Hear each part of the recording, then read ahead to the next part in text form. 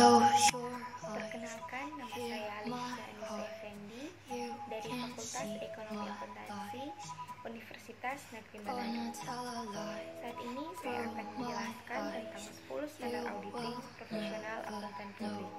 Sebelum kita masuk dalam 10 standar, pertama-tama saya akan menjelaskan apa itu standar auditing.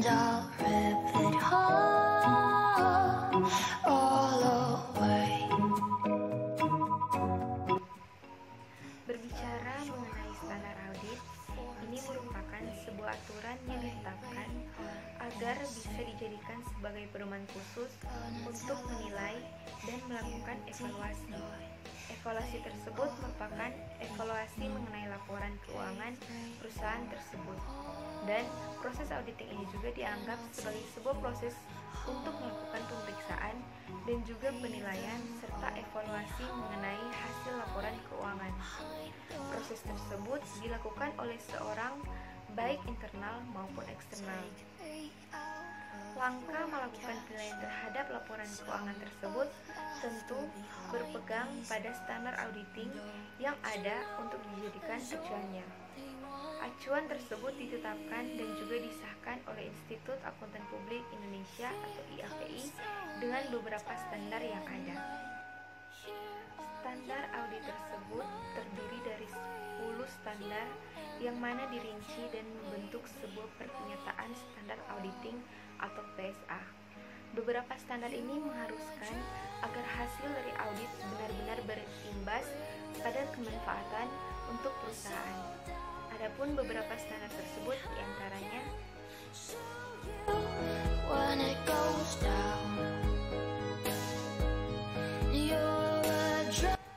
yang pertama ada kompetensi atau suatu hal yang mengharuskan keahlian.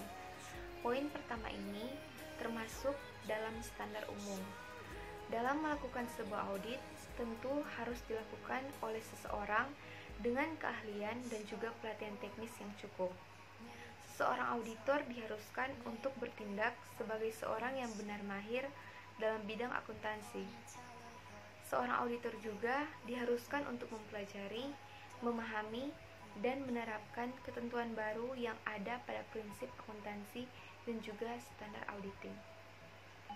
Yang kedua ada independence atau tidak terpengaruh. Bagi seorang editor sangat penting untuk menjadi independen.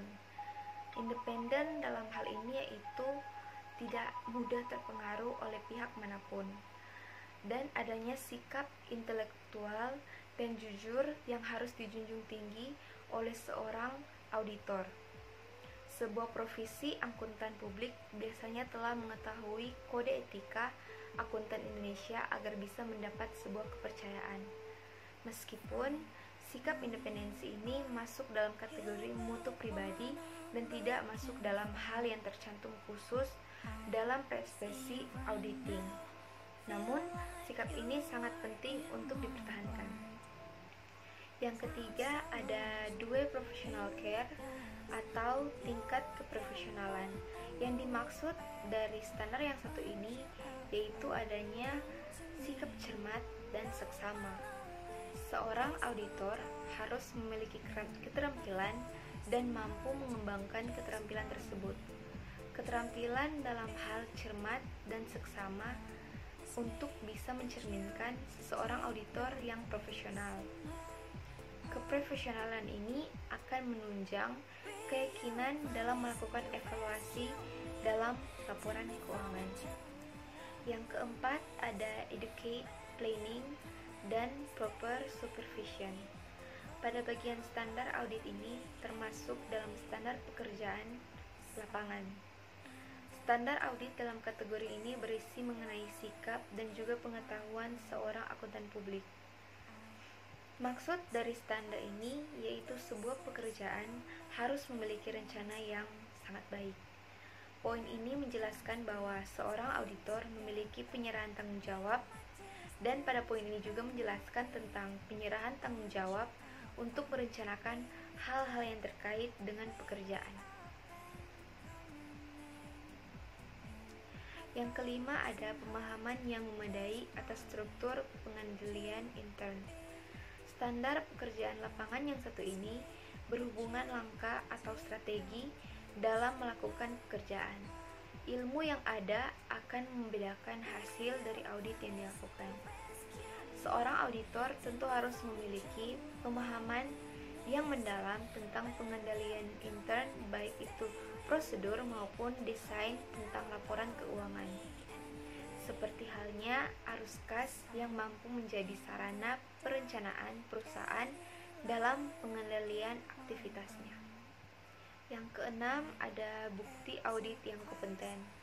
Sebagai hasil untuk melakukan evaluasi, harus ada sebuah bukti. Dari analisis laporan keuangan tentu akan menghasilkan suatu pendapat. Pekerjaan oleh auditor untuk memberikan pendapat terhadap laporan keuangan tentunya berdasarkan evaluasi bukti audit. Bukti tersebut bersifat variatif dan tentu harus benar-benar objektif, relevan, dan tepat waktu. Yang ketujuh, ada financial statement presented in accordance atau sesuai dengan prinsip akuntansi. Pada poin ini sudah memasuki tahap pelaporan. Pelaporan ini menjadi hasil akhir dari rangkaian standar audit. Maksud dari standar ini yaitu laporan harus menyatakan telah disusun sesuai dengan prinsip akuntansi yang berlaku umum. Hal tersebut mencakup konvensi, aturan, dan prosedur yang dibutuhkan untuk membatasi praktik dalam akuntansi yang berlaku. Untuk standar pelaporan yang satu ini mengharuskan auditor menyajikan fakta dengan memberikan pendapat mengenai penyusunan laporan keuangan.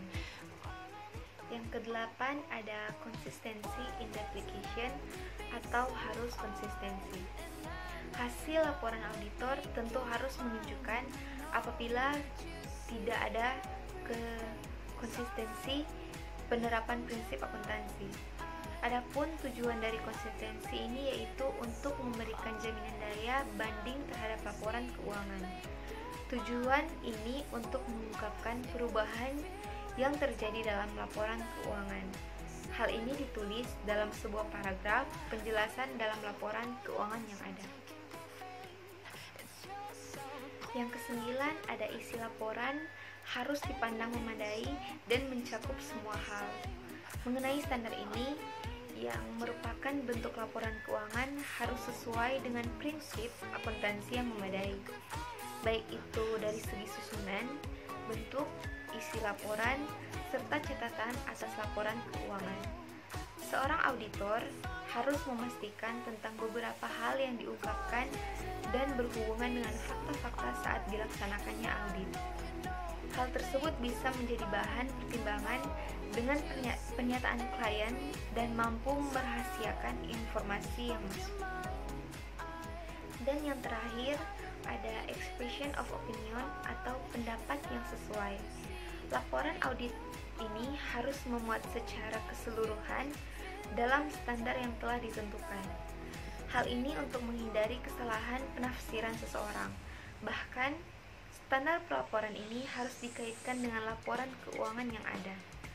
Keterkaitan tersebut bisa dilakukan ketika akuntan memberikan izin untuk memberikan dokumen atau laporan komunikasi tertulis. Ketika seseorang akuntan menyerahkan hasil laporan yang disusun kepada pihak yang lain, maka akuntan tersebut dianggap terkait. Itulah penjelasan singkat dari saya tentang 10 standar auditing dalam akuntan. Beberapa yang sudah kita bahas tadi menurut saya sangat wajib untuk diterapkan agar memiliki perencanaan yang matang untuk perkembangan suatu perusahaan. Terima kasih telah mendengarkan penjelasan dari saya. Sampai jumpa dan salam sehat. Feel like you were in my world. Times are lost.